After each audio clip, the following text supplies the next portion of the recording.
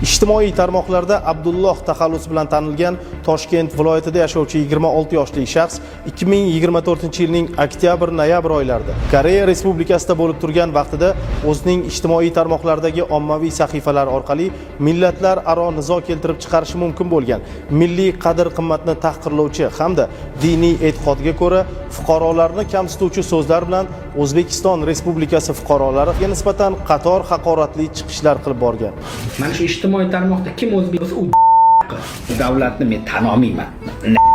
Bu davlatni men tushunmayman bu millatni. Qanaqa millat bu? Dalada.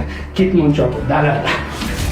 Uning chiqishlari ijtimoiy tarmoqlar orqali tarqalgach, jamoatchilikning keskin noroziligi, e'tirozlari hamda ko'plab muhokamalarga sabab bo'ldi. Bu gaplar uchun javob berasan hali.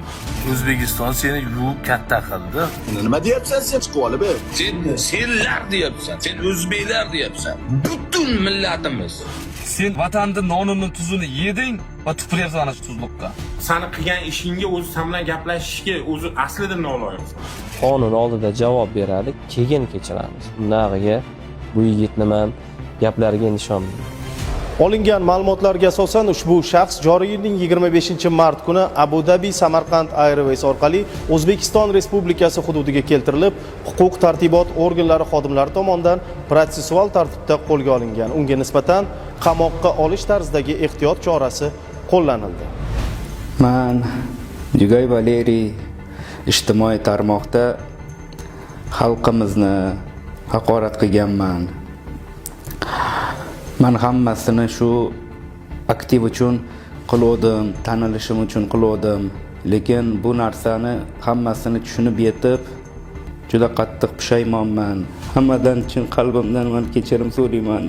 Juda qattiq pushaymonman. Iltimos qolaman, meni kechiringlar, iltimos xalq. To'g'ri, mana ijtimoiy tarmoqda qilmagan ishlarim qolmagan. Aktiv uchun men davlatimizni, xalqimizni, millatimizni haqorat qilganligim uchun juda qattiq pushaymonman.